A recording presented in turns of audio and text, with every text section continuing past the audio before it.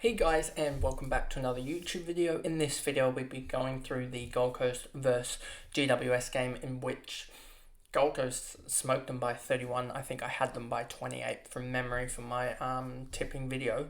But yeah, they absolutely smoked them, deserved the win. And yeah, so before we get into the video, remember to like and subscribe and turn the notification bell on so you know when I upload. And let's get into the video. So as you can see here, 31-point margin, and then we get to what was probably the worst decision of the week, was getting rid of Whitford. If you actually look at, I actually traded her out in the end. These are my trade set up for the week, as I just try and go for broke, because I did gain like 60 odd ranks. But if we look at Prisparkis, she lost or gained 10, did she gain 10k or something like that this week? She gained 10k, but if we look at Whitford, she would have gained a little bit more cash. Whitford gained 35k, so that would have been a 25k gap if I had just done the opposite, basically. And 25k probably would have got me someone different, etc. If you look at the mids pricing at the moment, how much do I have left over? 57k.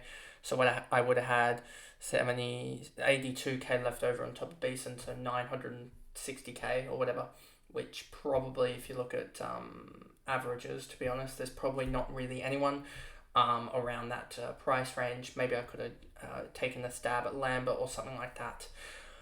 But yeah, that sort of sucks. I am kind of looking at just seeing if maybe Hurley isn't the option and going for someone else, but that'll be something midweek as we go through and look at the potential options that I have at my disposal, I guess, and potentially looking at maybe trying to downgrade in the back line to get Hurley instead, to get Hurley and Prisparkis there if I can do that, as that would be a good choice. But I mean, it may be going down to heads or going from Evans down to someone, but I don't really like the defender options anyway.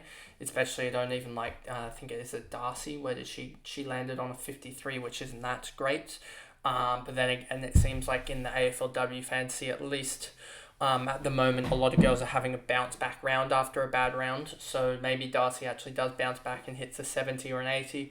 But we'll wait and see on that one. But yeah, Whitford was just a horrible misstep from me. She just got going early and I thought, are you ever going to slow down? And she never did. So she got to the 113.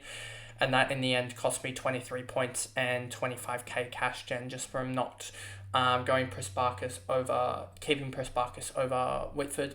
And that was just a stab at the dark, just to see if I could in the end get something. I should have honestly gone Hurley and not gone Stanner, and I think gone Walker. I think that would have been enough with the cash to, because that would have gained me, I think, somewhere close. What did Walker end up on?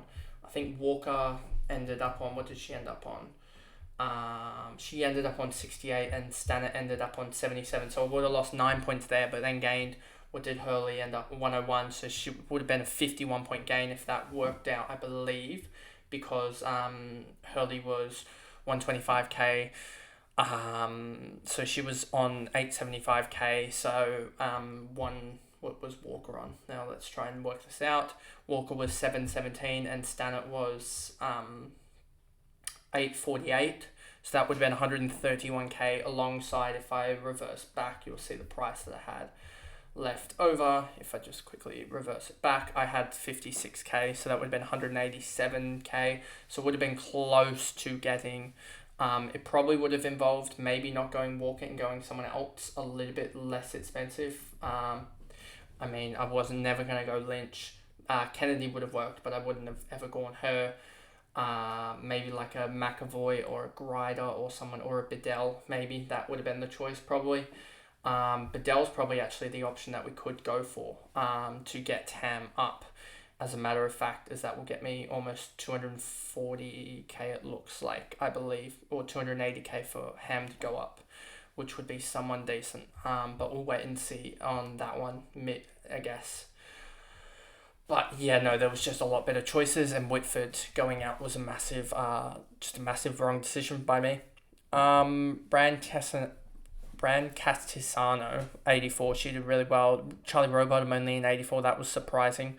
Bella, 63, we see a massive drop off here, as it was a 1140, but so many just in the 50s here for Gold Coast.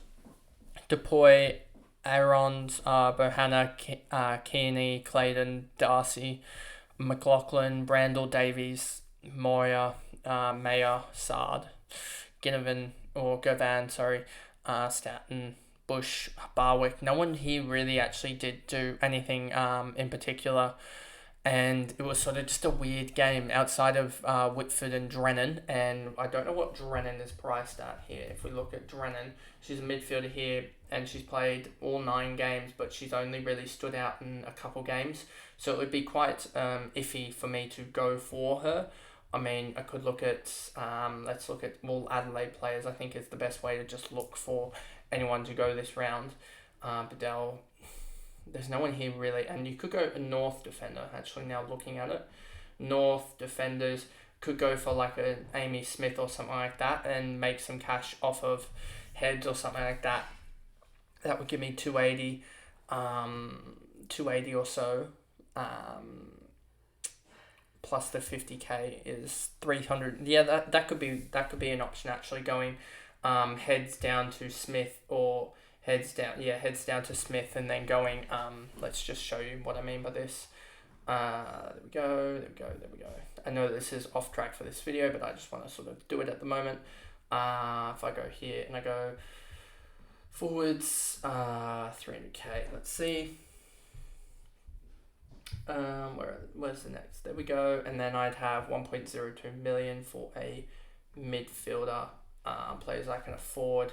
And then you'd see it'd be basically Hurley or Drennan, and then just go Hurley there or something like that, and end up with something like that, I guess. So that is another option for me. But anyway, back to this game. I won't probably be going any of the Gold Coast girls, just because I can't really see there being much use in that, to be honest.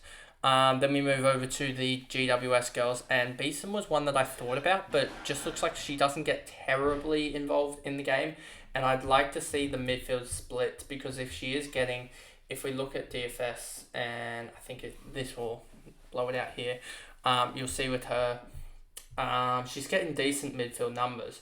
I'm just worried, is that going to stick or whatnot with or is she going to get more than that in the next game? Because if she got 80% last week, then I probably will actually go for Beeson and Hurley one or something, or just go Beeson and not change anything else, as I think Beeson could be in for a big game even against Essendon. But I do want to target those Adelaide players like a Ponta or something like that against West Coast, or potentially the North Melbourne girls. Is there any North Melbourne girls in the midfield here that are actually targetable?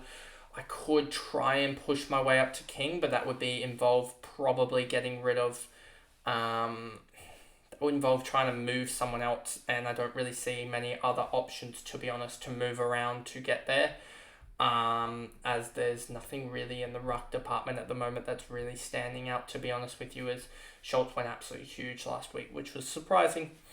And I don't really see any players here that are sort of low in terms of price-wise that I could move to. But anyway, so yeah, Beeson could be one depending on her midfield numbers, because I'm not necessarily looking at the higher scorers, because the higher scorers tend to not do at least these sort of these girls that aren't as consistent. They don't seem to be obviously consistent week in out.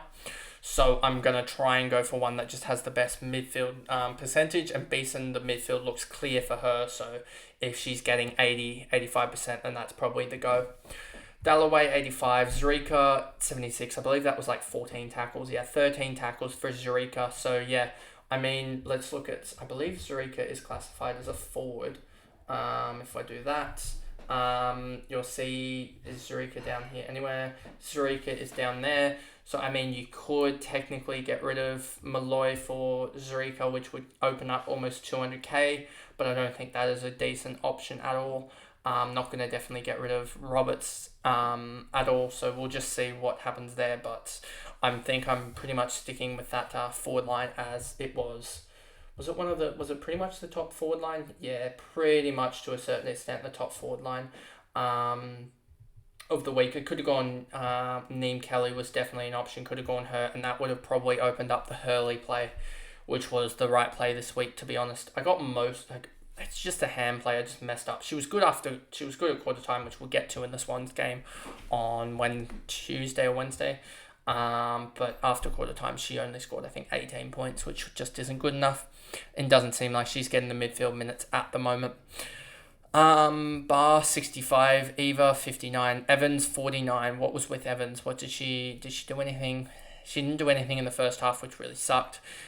Pease, Huntington, really good cash gem right at the time that I needed it, but would have rathered her sort of have that big quarter. She kicked 1 goal 3. If she kicked 3 goals 1, she probably gains another 50 or so K, just because she's got another 15 points, 10 points, 15 points. And that 10 to 15 points would be, that extra 50 or so K would be absolutely huge in getting someone better for next week.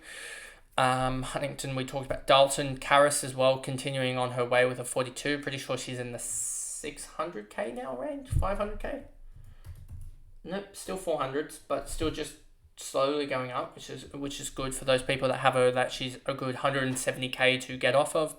Greason, Hicks, Smith, Fleur Davies, 52. I think Fleur's going to be one next year that could easily be one that pops off next year. I mean, what does she average? I would say she's averaging 45 or so for the year. 40 for the year, that's going to price her, I believe, around 580K to start, which is probably too expensive as a ruckman.